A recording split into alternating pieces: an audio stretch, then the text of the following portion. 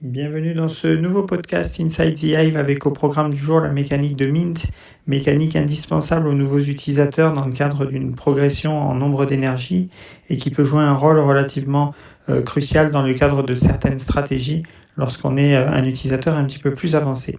Concernant du coup les critères permettant d'accéder à cette fonctionnalité de Mint, il faut disposer d'au moins 2 abeilles, puisqu'il faut effectivement 2 parents pour pouvoir obtenir une larve, et que au moins une de ces 2 abeilles soit au niveau 16. Il n'est pas nécessaire que les 2 montent à ce niveau, il suffit qu'une seule d'entre elles soit au niveau 16. À partir du moment où ces critères sont remplis, il est effectivement possible de les faire se reproduire moyennant un certain coût en fonction de leur degré d'excellence notamment, et qui va permettre du coup d'obtenir une larve. Dans cette larve, vous avez la possibilité du coup d'obtenir une abeille sur simple transformation de celle-ci de manière totalement gratuite et immédiate, ou alors vous pouvez la conserver dans le cadre d'éventuelles autres mécaniques de jeu comme l'incubation que nous aurons l'occasion d'aborder plus tard. Concernant les abeilles parents qui vont permettre la reproduction et concernant du coup la génétique qui va pouvoir éventuellement suivre, il y a quelques petits points à comprendre. Le premier, c'est qu'effectivement, il n'est pas possible de faire reproduire plus de 9 fois une abeille. Vous êtes limité à 9 mints maximum par abeille par an, de sorte à ce que vous soyez progressivement obligé de changer la fonctionnalité de votre parent, ou en tout cas de changer le parent lui-même pour continuer à faire vos mints. Plus on progresse dans ce nombre de mints, et plus le coût devient important. Ça, c'est quelque chose à prendre en compte puisque stratégiquement, ça change évidemment quand même pas mal la donne. Deuxième point à comprendre, c'est qu'une fois que vous avez effectué un mint, il y a un cooldown de 36 heures qui s'applique à l'ensemble du compte. C'est-à-dire que vous ne pouvez pas faire plus d'un mint toutes les 36 heures. Ce n'est pas possible. Une fois que ça c'est dit et qu'on a les mécaniques de base, on en vient un petit peu à la stratégie et à notamment la partie liée à l'hérédité.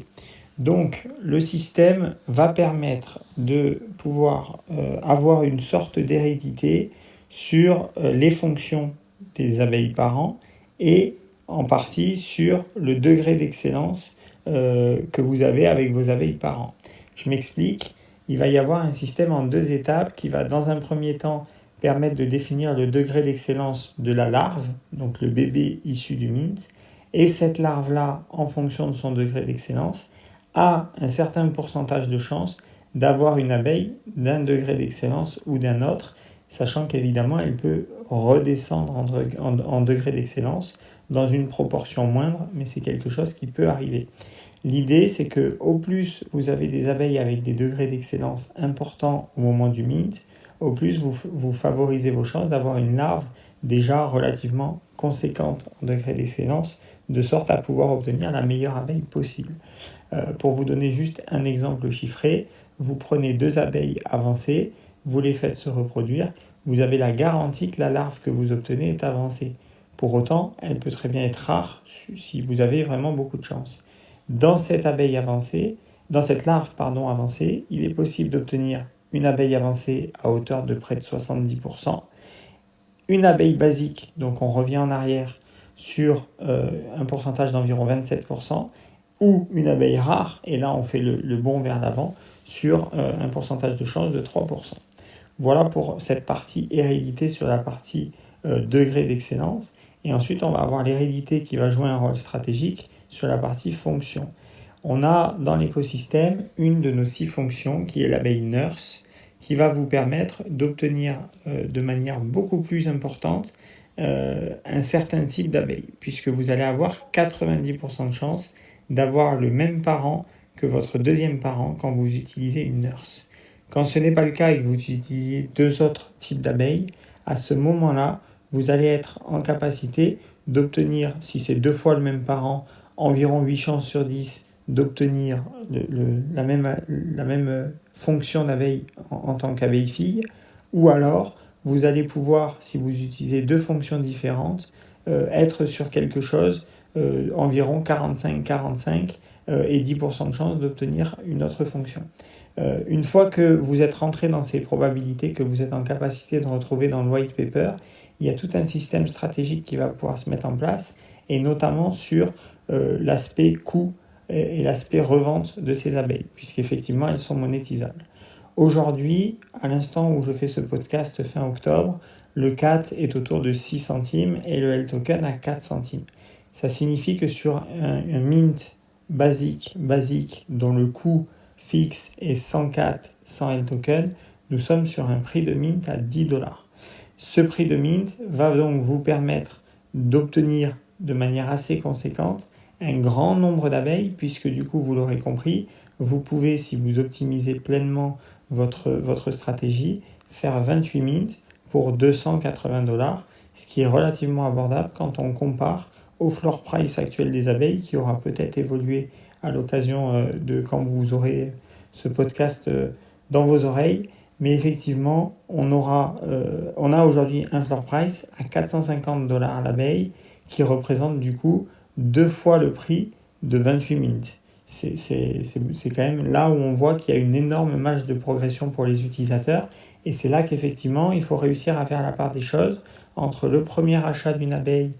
qui va vous permettre d'accéder à cette fonctionnalité de mint en ayant du coup votre abeille découverte et l'abeille que vous avez investie, et le coût de mint qui lui est relativement dérisoire et qui va vous permettre de vous équiper pour finalement moitié moins et de progresser jusqu'au palier maximal d'énergie qu'on a pu découvrir à l'occasion du précédent podcast. Donc voilà globalement pour cette stratégie, mais effectivement ça vous permet de passer de 1 énergie quand vous avez 2 abeilles à 15 énergies quand vous avez 30 abeilles sur la base d'un investissement qui représente à peu près 800 $, indépendamment des tokens que vous allez pouvoir éventuellement gagner au travers de votre marche et du coup dans lesquels vous n'investiriez pas pour réaliser le mint puisque vous les farmez de manière totalement gratuite. Voilà pour l'essentiel de cette mécanique. Il y a 2 petites subtilités à rajouter pour être complet sur les fonctionnalités de mint. La première étant qu'il y a un système de mint dynamique, de coût de mint dynamique qui sera mis en place au moment opportun pour venir permettre à l'ascension du L-Token dans la progression du CAT à mesure que le coût du mint augmente progressivement. Et la deuxième petite subtilité sur le sujet du mint, c'est que vous allez avoir